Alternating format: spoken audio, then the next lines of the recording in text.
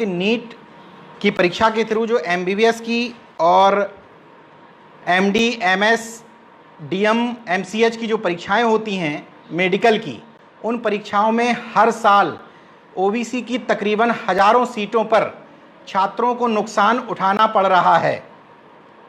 और केंद्र सरकार ऐसे समय में ये सब कर रही है जिस समय बताया गया था पिछड़े वर्ग को वोट लेने के लिए। हालांकि पता नहीं ओबीसी वर्ग ने इन सब बातों के लिए वोट दिया भी था या नहीं दिया था। उसने तो जिन बातों के लिए वोट दिया था वो पूरा हो रहा है। उसने संभवतः धर्म के नाम पर, गाय गंगा गौमूत्र के नाम पर, गोबर के नाम पर, राम मंदिर के नाम पर, भारत पाकिस्तान, भारत चीन के नाम पर वोट दिया था।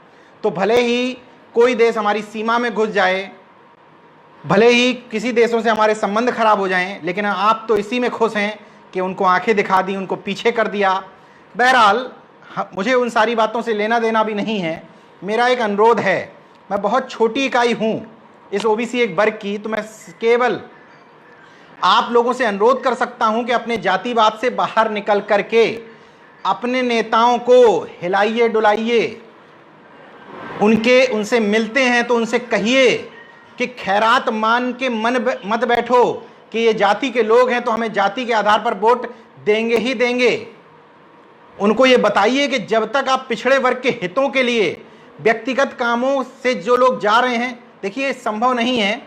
हर व्यक्ति नैतिकता के लेवल पर इतना उच्च नहीं हो सकता कि वो अपने जाति के नेताओं के यहाँ घर पे जाए और खुद व्यक्तिगत ट्रांसफर, पोस्टिंग, ठेके पट्टी की बात ना करे, या छोटी मोटे फ़ोन कर दीजिए यहाँ ये झगड़े हो गए, इन सब की बातें ना करें। वो भी ज़रूरी हैं, लेकिन कोई तबका तो ऐसा हो जो अपने आप को बुद्धिजीवी मानता हो, जो इन तमाम सारे पिछड़े और दलित वर्ग के नेताओं के घरों पर जा करके उनके करीबियों, उनके पिछलग्गुओं, उनके चाटुकारों, उनकी गैंग को जा करके ये समझा सकें कि समाज में और भी बहुत सारे मुद्दे हैं।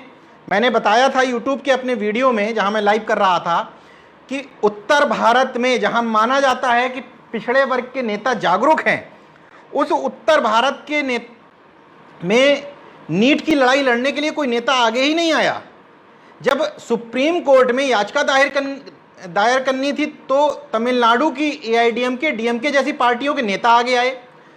छत्तीसगढ़ में भूपेश बघेल उन लोगों का इस एकाधिकार तोड़ रहे हैं जो मान लिया जाता है कि सामाजिक न्याय की पार्टियां ये तथाकथित पार्टियां हैं।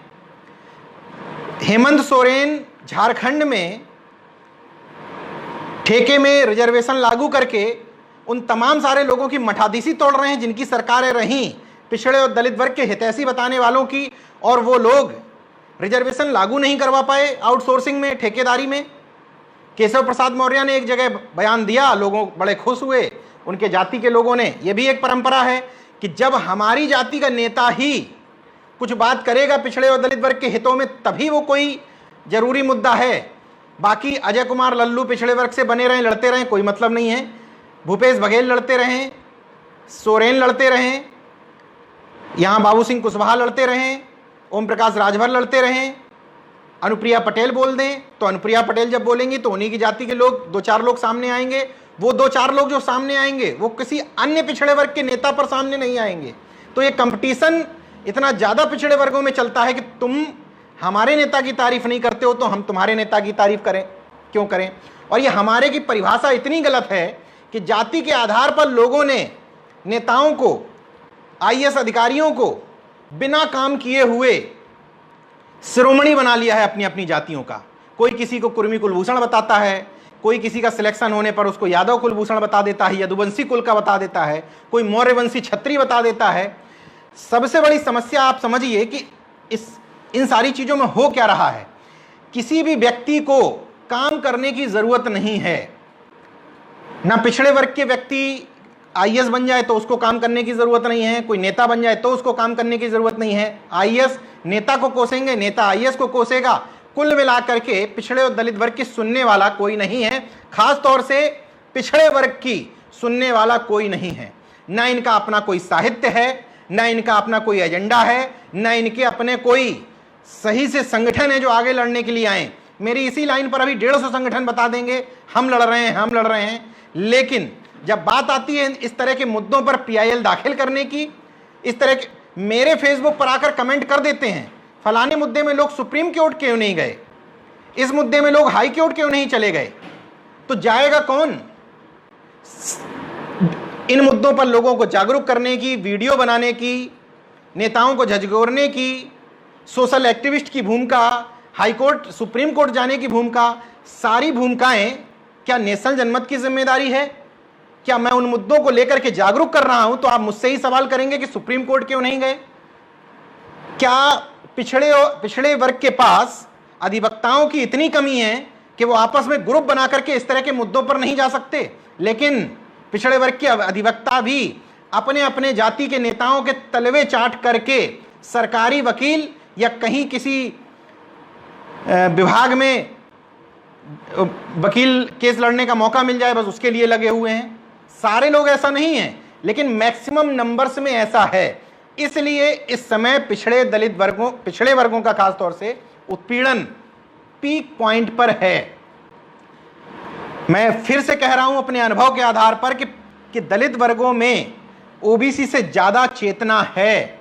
नेशनल जनमत आज जिस पोजीशन पर पहुंचा है, मुझे कहने में कोई गुरेज नहीं है कि हमारे अनुसूचित जाति वर्ग के रिटायर्ड ऑफिसर्स, वर्तमान ऑफिसर्स, अधिकारी, नेता, सामान्य कर्मचारी, सामान्य लोगों ने नेशनल जनमत को आगे पहुंचाने में बहुत महत्वपूर्ण भूमिका अदा की है। नेशनल जनमत अगर सिर्फ एक जाति पे टिका होता, सिर्फ पिछड़े वर्ग पे टिका होता, तो भी वो इस पैमाने तक नहीं पहुंच पाता। अल्पसंख्यक भाइयों ने नेशनल जनमत को देखकर, सब्सक्राइब करके, शेयर करके यहां तक पहुंचाया है। हमारी आपकी भी जिम्मेदारी है कि हम जब सचिवालय में घुसें, किसी ऑफिस के अंदर घुसें, तो केवल अपने जाति के नेता की, जाति के अधिकारी की नेम प्लेट ना देखें।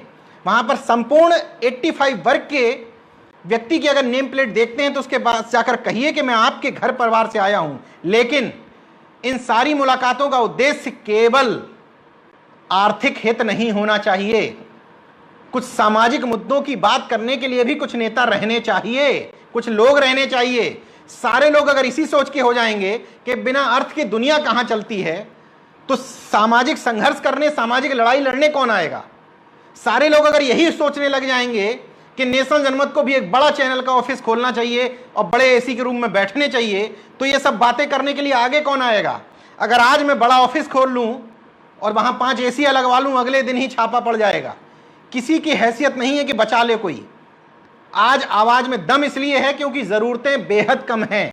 अपनी आवश्यकताओं के हिसाब से काम चल रहा है, ज्यादा जरूरतें नहीं है। इसीलिए पिछड़े वर्गों की सामाजिक न्याय की बात दम ठोक करके कह लेता हूं। नीट की परीक्षाओं की मैं बात कर रहा था। हर साल ओबीसी के एमबीबीएस बनने वाले छात्रों को बड़ी संख्या में नुकसान हो रहा है। सोनिया गांधी ने जो पत्र लिखा था, सोचिए सोनिया गांधी ने पत्र लिख दिया, लेकिन इस मामले में अखिलेश यादव, तेजस्वी यादव, रामविलास पासवान, अनुप्रिया पटेल, स्वतंत्र देव सिंह, केशव प्रसाद मौर्य, शिवराज सिंह चौहान, ये लोग कहां गायब हैं? क्या है इन लोगों की भूमिका? केवल ये जाति के नेताओं के जाति के नाम पर राजनीति करने के लिए, जाति के नाम पर पद लेने के लिए हैं।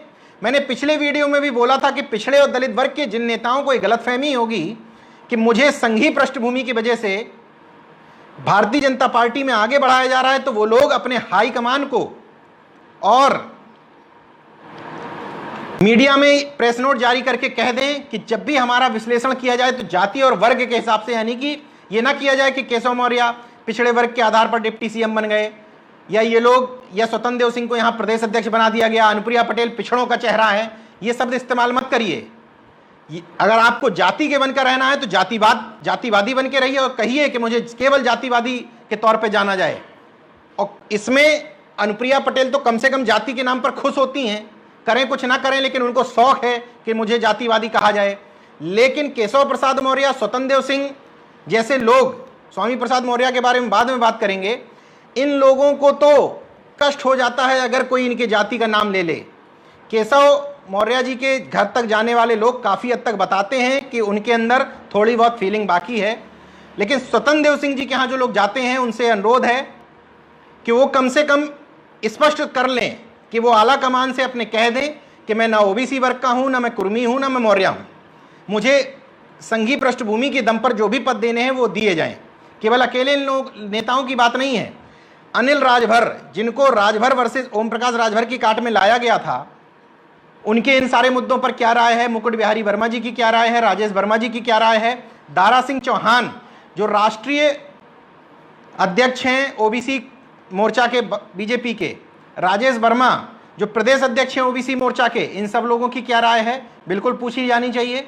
ओम प्रकाश राजभर अपनी क्षमता के हिसाब से, जितनी क्षमता है उतनी लड़ाई लड़ रहे हैं।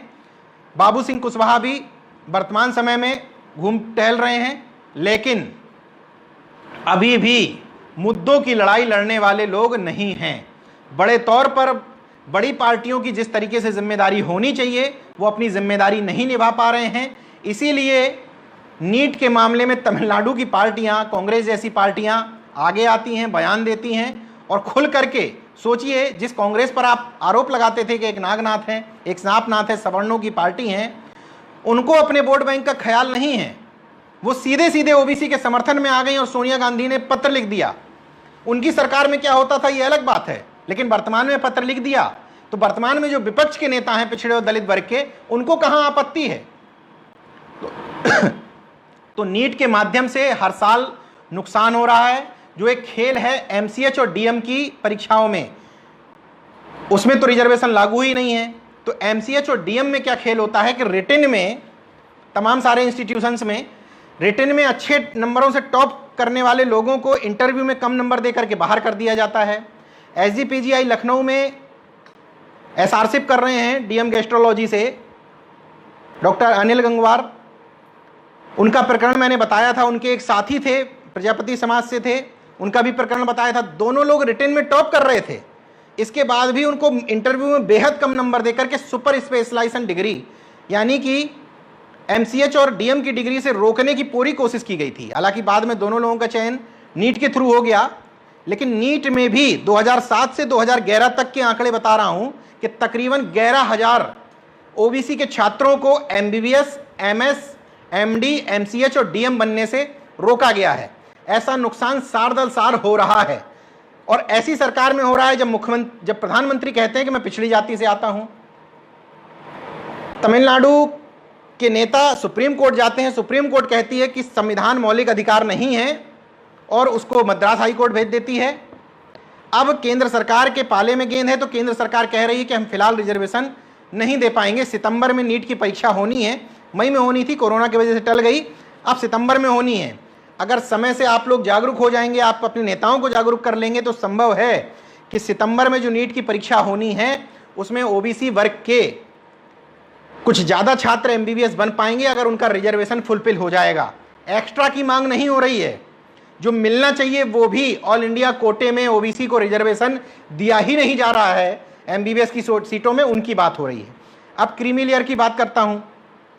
तमाम सारे लोग क्रीमी लेयर की बात करते हैं, ऐसे चौंक जाते हैं जैसे कोई नया शब्द दूसरे ग्रह का शब्द बोल दिया गया हो। ओबीसी को 1990 में लड़ते लड़ते किसी तरीके से मंडल कमीशन की रिपोर्ट के आधार पर आरक्षण दिया जाता है। बीपी मंडल साहब का योगदान था मंडल कमीशन की रिपोर्ट बनाने में। उससे पहले तमाम सारे नेता, लालू यादव से लेकर के रामविलास पासवान से लेकर के तमाम सारे नेता मंडल कमीशन की लड़ाई भी लड़े थे। जॉर्ज फर्नांडिस शामिल थे उसमें, नीतीश कुमार भी शामिल थे उसमें, शरद यादव जी भी शामिल थे उसमें। तमाम सारे नेता जिनके नाम मैं भूल रहा हूँ वो किसी वजह से नहीं है, दिमाग में नहीं आ रहे हैं, इस वजह से उसको कोई अन्यथा ना ले कि उनको छोड़ दिया, उनको ले लिया, ऐसा कोई रीजन नहीं है। तो उन तमाम सारे नेताओं की वजह से जब मंडल कमीशन की रिपोर्ट प्रस्तुत की दी गई, बीपी सिंह साहब ने रिजर्वेशन दे दिया, उसको लटकाए रखा गया सुप्रीम कोर्ट के माध्यम से। 1993 में जब सुप्रीम कोर्ट कहती है तो क्रीमी लेयर के क्लॉज के साथ कहती है। मैं हैरत में हूं कि जब सवर्णों को आरक्षण दिया गया, हाँ ये भी बता देता हूं, नीट की परीक्षा में ओबीसी को आरक्षण नहीं मिल रहा है ऑल इंडिया कोटे में, लेकिन सवर्ण आरक्षण लागू है। खेल समझिए कि ओबीसी जो डिमांड कर रहा था उसको नहीं मिली, जो डिमांड में नहीं था उसको 48 घंटे के भीतर थमा दिया गया। इसका मतलब आप समझ लीजिए कि भारतीय जनता पार्टी के लिए सवर्ण समाज ही उसकी प्रायोरिटी और प्राथमिकताओं में शामिल है। आप तो केवल झुंझुना बजाने के लिए और वोट बैंक की तरह इस्तेमाल करने के लिए हैं। बीच बीच में एनसीवीसी को यानी कि राष्ट्रीय पिछड़ा वर्ग आयोग को संवैधानिक दर्जा दे दिया। हमने केंद्रीय विद्यालयों में बच्चों को रिजर्वेशन दे दिया, ये सब झुंझुने बीच बीच में दिए जाते रहते हैं ताकि ये भी ना हो कि ओबीसी के नेता क्या कर रहे हैं, उनको बताने के लिए कि आप अपने क्षेत्रों में जाइए, इन सारे झुंझुनों को लेकर के घूमिए। संवैधानिक दर्जा मिलने के बाद भी उन सारे दल संगठनों की क्या हैसियत है, हालांकि लड़ रहे हैं अपनी क्षमता से, इस बात पर अप्रिसिएट करना चाहिए। केवल किसी का किसी पार्टी और दल के आधार पर विरोध नहीं होना चाहिए, लड़ रहे हैं। सांसद गणेश सिंह ने जिस ताकत के साथ क्रीमी लेयर के मामले में बीजेपी के सांसदों को पत्र लिखा और कहा कि ट्वीट करिए मोदी और अमित शाह जी को, हौसले की बात है। केंद्रीय विद्यालयों में भी जो रिजर्वेशन मिला था उसमें भी राष्ट्रीय पिछड़ा वर्ग आयोग के सदस्य कौशलेंद्र सिंह पटेल और भारतीय जनता पार्टी के सतना से सांसद गणेश सिंह जी का हाथ था। लेकिन तमाम लोग इनकी जाति देख करके इनको धन्यवाद नहीं देंगे, तमाम सारे लोग पार्टी देख करके नहीं देंगे। अगर काम कर रहे हैं तो दीजिए ना धन्यवाद। आखिर मसीहा काम करने के लिए ऊपर से अवतरित थोड़ी होंगे, इन्हीं सब लोगों में तलाशने पड़ेंगे। तब हमारे आपके वो नेता जिनको हमारे शब्द आप इस्तेमाल करते हो, आपके लिए हमारे की परिभाषा जाति होती है, मेरे लिए हमारे की परिभाषा काम होती है। जो हमारे पिछड़े और दलित वर्ग के हितों के लिए, अधिकारों के लिए, हुकूक के लिए काम करे वो हमारे हैं, जो काम न करे वो हमारे नहीं हैं, स्पष्ट है। लेकिन आपके लिए तो जाति के हिसाब से हमारे और हमारे नहीं हैं। तो क्रीमी लेयर जब लागू हो गया तो क्रीमी लेयर के पैमाने में वर्तमान समय में बढ़ते बढ़ते पहले 1 लाख था, वर्तमान समय में 8 लाख सीमा कर दी गई। उसमें एक क्लॉज था कि आपकी सैलरी इनकम और कृषि आय से जो कमाई होगी उसको नहीं जोड़ेंगे 8 लाख रुपए की सीमा में। यानी कि अगर आप किसी अन्य सोर्स से कमाते हैं, जैसे कोई चार्टर अकाउंटेंट है तो उसकी कितना रिटर्न दाखिल कर रहा है, तो उसमें कृषि आय और ये सैलरी नहीं जुड़ी हुई थी, उसमें अन्य पैरामीटर्स थे। जैसे कोई संवैधानिक पद पर व्यक्ति है, राष्ट्रपति है, प्रधानमंत्री है, मुख्यमंत्री है, विधायक, सांसद है, इनके बेटों को ओबीसी में क्रीमी लेयर से बाहर रखा गया था। या कोई ग्रुप ए का अधिकारी है या क्लास 1 का अधिकारी है, सीधी भर्ती वाला, यानी कि डायरेक्ट क्लास 1 और ए में आया है तो उसके बच्चों को नहीं मिलेगा।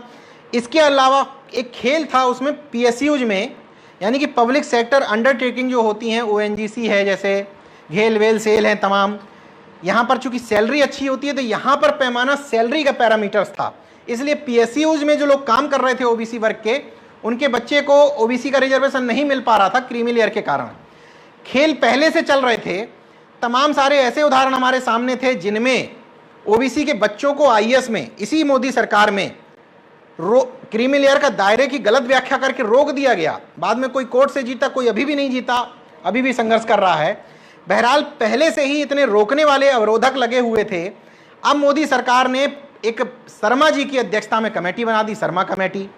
सोचिए, कमेटी निर्णय लेगी ओबीसी के बारे में और कमेटी के अध्यक्ष ब्राह्मण हैं।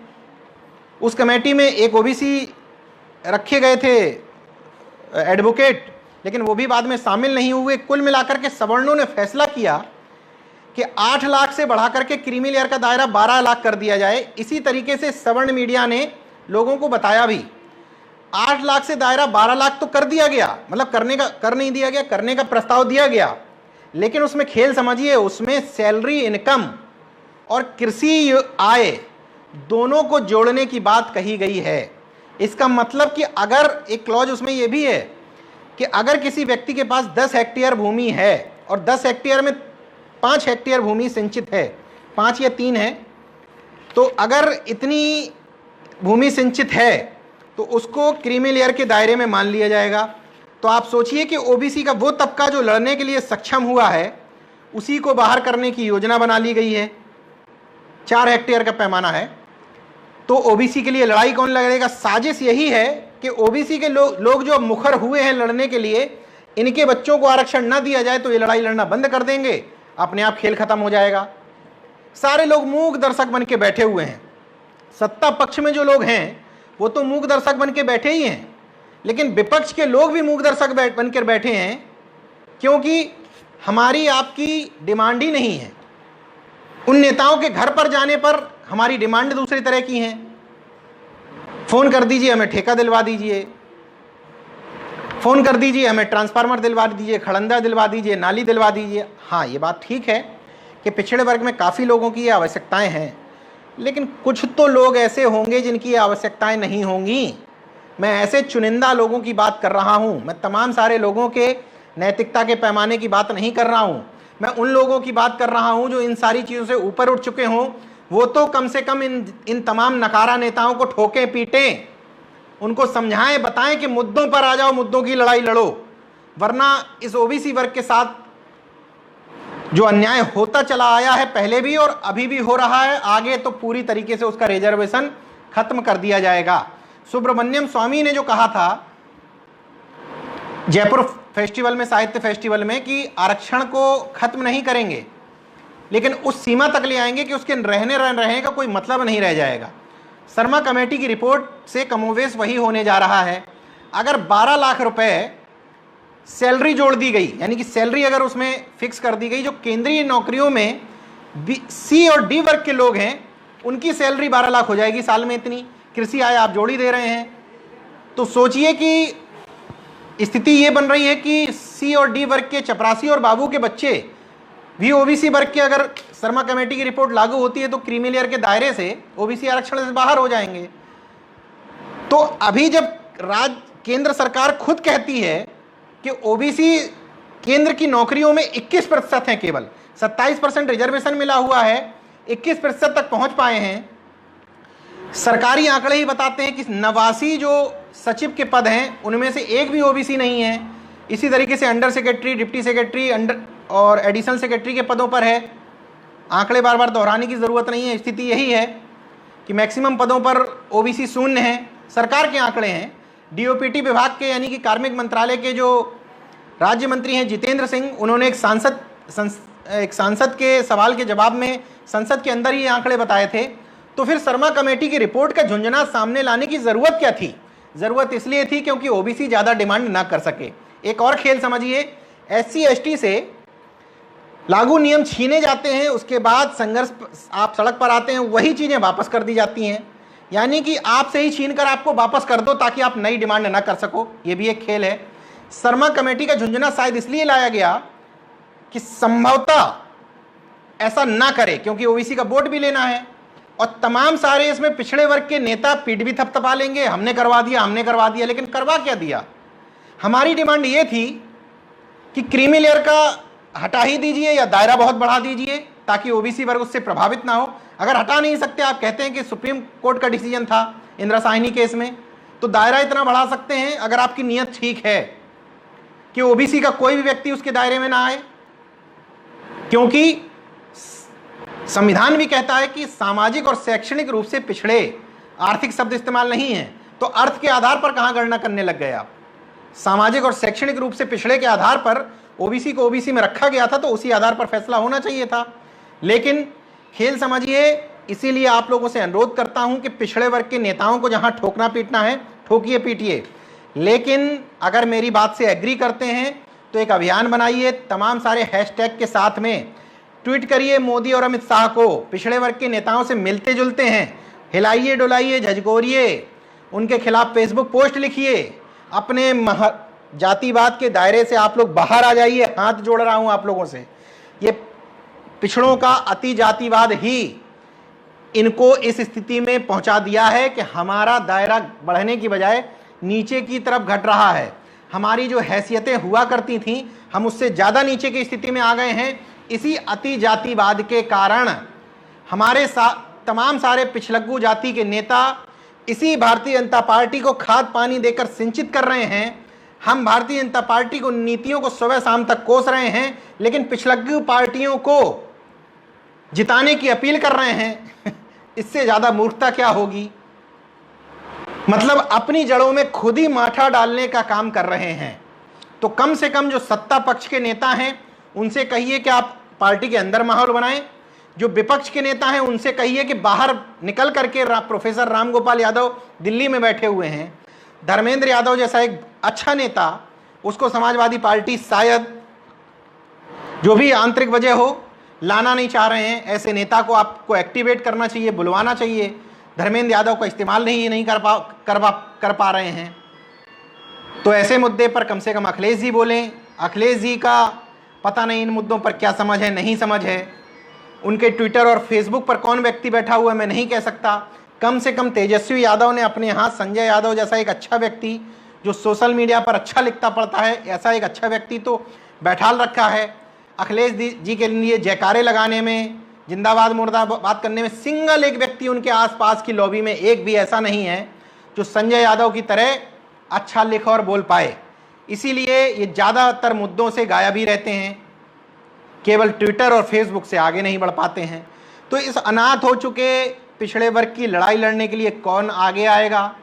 नेताओं को कोसने के अलावा हमारी आपकी ये भी जिम्मेदारी बनती है कि हम लोग खुद से आगे आएं, फेसबुक सोशल मीडिया पर हल्ला मचाएं, इतना ज़्यादा ट्वीट कर दें कि मजबूरी में ही सही सरकार में बैठे हुए इन जातिवादी लोगों को इन मुद्दों से वापस आना पड़े। क्योंकि आज छत्रपति साहू जी महाराज ने 1902 में पूरे देश भर में सबसे पहले आरक्षण लागू किया था अपने राज्य कोल्हापुर में। उसी के 118 साल पूरे हुए हैं, इसीलिए तमाम सारे सामाजिक संगठन उसको सामाजिक न्याय के दिवस के रूप में, सरदार सेना जैसे संगठन इसको आरक्षण दिवस के रूप में मना रहे हैं। तमाम सारे सरदार सेना के साथी फेसबुक लाइव पर भी आए, आज आगे आए, उनका धन्यवाद। दुर्गेश कुमार एक जागरूक साथी हैं हमारे आरा से, उन्होंने भी ये मुहिम बनाई। तमाम सारे पिछड़े वर्ग के सांसदों को धिक्कारा है उन्होंने, क्रीमी लेयर के मामले में और नीट के मामले में, उनको भी धन्यवाद। थोड़ा सा व्यवधान पैदा हुआ टेक्निकल की वजह से, बातें आप लोगों से और करना चाहता था लेकिन तकनीकी वजह से टाइम बहुत ज़्यादा ख़राब हो गया। तो आज के लिए इतनी ही आप लोगों से बात करना चाहता था। फिर से अनुरोध करता हूं कि अपने जातिवाद से बाहर निकलें, अपने जातिवाद को ब्राह्मणवाद की सीमा से बाहर लाना चाहते हैं तो आज के बाद ये तय कर लें कि आपसे नीचे आप किसी जाति को नहीं मानते हैं। ये भी तय कर लीजिए कि पिछड़े और दलित वर्ग के नेता को तब अपना मानेंगे, जाति के आधार पर नहीं, जब वो आपके मुद्दों की लड़ाई लड़ेगा। मजबूर कर देंगे इन तमाम सारे नेताओं को कि नीट पर यानी कि MBBS की सीटों के बारे में बोलेंगे, मजबूर कर देंगे कि ये क्रीमी लेयर के बारे में बोलेंगे। वरना अगर एक बार क्रीमी लेयर लागू हो गया तो सिर्फ गाल बजाने के अलावा कुछ भी हासिल करने को नहीं रह जाएगा। हमें हेमंत सोरेन जैसे नेताओं को भी धन्यवाद देना चाहिए जो अपने राज्य में अच्छा काम कर रहे हैं। भूपेश बघेल जैसे भी नेताओं को धन्यवाद देना चाहिए। इसके अलावा भले ही वो पिछड़े वर्ग से नहीं आते हैं लेकिन उन्होंने तमाम सारे ऐसे काम किए हैं कि उनके कामों को भी इन नेताओं के मुंह पर मार देना चाहिए ताकि इनको समझ में आए कि अकेले ये लोग ही सामाजिक न्याय का ठेका नहीं लिए हैं। जैसे नाम भूल गया उनका मैं, युवा मुख्यमंत्री हैं, नाम फिलहाल याद नहीं आ रहा है। उन्होंने 4 डिप्टी CM बनाए, 4 अलग जातियों से सामाजिक न्याय को लेकर के तमाम सारे फैसले लिए, OBC वर्ग के लोगों को तमाम फैसिलिटीज़ दी, तमाम आरक्षण लागू किए। तो ऐसे नेताओं का भी हमें मुक्त कंठ से, जगन मोहन रेड्डी, ऐसे मुख्यमंत्रियों का, ऐसे नेताओं का मुक्त कंठ से प्रशंसा करनी चाहिए। अपने जातिवाद के दायरे से बाहर निकलना चाहिए। केवल हमारी जाति का नेता जब कुछ कर देगा उसकी हम तारीफ करेंगे, बड़ाई करेंगे तो वो अपने कंफर्ट जोन से बाहर नहीं आएगा और हम इसी तरीके से ठुकते पिटते रहेंगे। एक अपील और कर लेता हूं आप लोगों से कि एक डिमांड आगे बढ़ाइए। देखिए उनका ये खेल होता है कि वो आपकी मुद्दे को पीछे ले जाएं, उसके बाद आपको वही चीज़ें फिर से वापस करके कह दें कि हमने दे दिया। लेकिन आप अपनी डिमांड जारी रखिए कि हमें आउटसोर्सिंग की नौकरियों में यानी कि निजी क्षेत्र में भी आरक्षण चाहिए। एक डिमांड हमें ये रखनी पड़ेगी कि नॉट फाउंड सुटेबल का जो खेल करते हैं ये लोग, उसको बाद में बैकलॉग की भर्तियों को सामान्य यानी कि सवर्णों में भी कुछ चुनिंदा जातियों से भर देते हैं, उस खेल को बंद करना पड़ेगा। इस सरकार से डिमांड करनी पड़ेगी कि अगर वास्तव में तुम OBC के हितैषी हो और प्रधानमंत्री OBC का चेहरा हैं तो बैकलॉग की भर्तियों को, जो इन्हीं की सरकार के आंकड़े हैं, उन भर्तियों को भरिए, पूरा करिए। राष्ट्रीय पिछड़ा वर्ग आयोग को जो संवैधानिक दर्जा दिया है उसको फ्री हैंड दे करके काम करने दीजिए ताकि उसके निर्णय तमाम राज्य सरकारों में प्रभावी हो। अभी देखा जाता है कि NCBC के लोग फैसला लेते हैं, राज्य सरकारों के छोटे से आयोग उन फैसलों को मानने के लिए बाध्यकारी नहीं होते हैं, इसलिए क्योंकि तमाम सारी राज्य सरकारों की नीयत नहीं होती है पिछड़े वर्गों को कुछ देने के लिए। इसके अलावा हमारी एक डिमांड होनी चाहिए कि 1993 का क्रीमी लेयर का जो ऑफिस मेमोरेंडम था उसमें एक और बात थी कि वंशानुगत व्यवसाय जैसे नाई, तेली, कहार, काछी, इस तरह की तमाम सारी जातियां, जैसे लोहार, बढ़ई, ये तमाम सारी जातियां जो अपने जाति के आधार पर जातियां बन गई, कार्य कर्म के आधार पर यानी कि वंशानुगत व्यवसाय के आधार पर, नाई वगैरह जैसे जो काम करते हैं वही जाति का नाम हो गया। तो 1993 के ऑफिस मेमोरेंडम में स्पष्ट था कि इन सारी जातियों को जो वंशानुगत व्यवसाय के हिसाब से जानी जाती हैं, इन सारी जातियों को क्रीमी लेयर के दायरे से बाहर रखा जाए, लेकिन कोई डिमांड ही नहीं हुई। आप पूछ लीजिए पिछड़े वर्ग के नेताओं से कितने लोगों को ये जानकारी होगी कि ऐसा भी था। ये भी डिमांड शामिल करना चाहिए कि वो जातियां जो वंशानुगत व्यवसाय के आधार पर जानी जाती हैं, भले ही आपकी जाति नहीं आ रही हो, तब भी डिमांड रखनी है। सामाजिक न्याय केवल तब नहीं हिलोरे मारना चाहिए जब अपनी जाति का मामला हो। सामाजिक न्याय का मतलब होता है जब हमारे जाति वर्ग, मतलब हमारे वर्ग से, हमारे समुदाय से, हमारे 85 वर्ग से किसी को भी पीड़ा हो, उसमें हम सक्षम हैं तो आगे आएं। हम इस कुर्सी पर बैठे हुए हैं, 85 वर्ग के किसी भी पीड़ित व्यक्ति के लिए कुछ करने की पोजीशन में हैं, वो सामाजिक न्याय होता है। केवल हम इस कुर्सी पर बैठे हैं, कुर्मी हैं तो केवल कुर्मियों के काम करेंगे, यादव हैं तो केवल यादव के काम करेंगे, मौर्य हैं तो केवल मौर्य के काम करेंगे, वो सामाजिक न्याय नहीं होता है, वो घोर जातिवाद होता है। लेकिन मौजूदा दौर में तमाम पिछड़े वर्ग के नेता इस हैसियत में भी नहीं है कि जातिवाद कर पाएं, तो सामाजिक न्याय की क्या बात करनी है। आज जो लोग सामाजिक न्याय की बातें कर रहे हैं, उनसे भी अनुरोध है कि कहीं ऐसा ना हो कि सत्ताएं बदलें तो आपका सामाजिक न्याय फिर से चुनिंदा जातिवादी में सिमट कर रह जाए। यही वजह है कि सत्ताएं बदलती चली गई, लेकिन एक चुनिंदा जाति का वर्चस्व कभी खत्म नहीं हुआ, इसलिए क्योंकि सामाजिक रूप से परिवर्तन हुआ ही नहीं। हमारे तमाम सारे जातिवादी संगठनों ने जाति के नेताओं को आगे बढ़ाने के लिए काम किया, उनके पिछलग्गू बन के रहे, लेकिन सामाजिक न्याय की अवधारणा पर, सामाजिक परिवर्तन पर किसी ने काम नहीं किया। इसलिए इन तमाम सारी बातों को अपनी डिमांड में शामिल करिए, नेताओं को झकझोरिए, खुद से सवाल करिए कि हमारी जिम्मेदारी क्या बनती है। क्या हम सोशल मीडिया पर ट्वीट भी नहीं कर सकते? क्या फेसबुक पर लिख भी नहीं सकते? केवल अनुरोध करके 2 टास्क आपको दे रहा हूं। एक तो नीट का विरोध करना है, सीधे सीधे ट्वीट करके सरकार से सवाल करने हैं कि ओबीसी के लोगों को डॉक्टर क्यों नहीं बनने दे रहे हो। इसके अलावा क्रीमी लेयर पर सवाल करना है, क्रीमी लेयर हटाओ, ओबीसी का आरक्षण बचाओ, और नहीं तो हम ये मानेंगे कि योगी मोदी सरकार आरक्षण की विरोधी है। आगे भी देखते रहिए नेशनल जनमत। मैं अपनी क्षमता के हिसाब से आप लोगों को जागरूक करता रहूँगा। संसाधन कम है, इसीलिए कभी कभी तकनीकी समस्या आ जाती है, लेकिन फिर भी जितनी क्षमता है लड़ूंगा, क्योंकि नेशनल जनमत को जुनून है कि बदल दूंगा। जय विज्ञान, जय संविधान, जय लोकतंत्र। धन्यवाद। स्टॉप करो। हाँ, फिनिश करो। नेशनल दस्तक की आपसे गुजारिश है कि अगर इसको बचाना चाहते हैं तो नेशनल दस्तक को सब्सक्राइब करने के लिए रेड कलर के सब्सक्राइब बटन को दबाएं, फिर बेल आइकन की घंटी दबाएं। नेशनल दस्तक को बचाने के लिए बहुत जरूरी है कि हर खबर को शेयर करें, लाइक करें, कमेंट जरूर करें।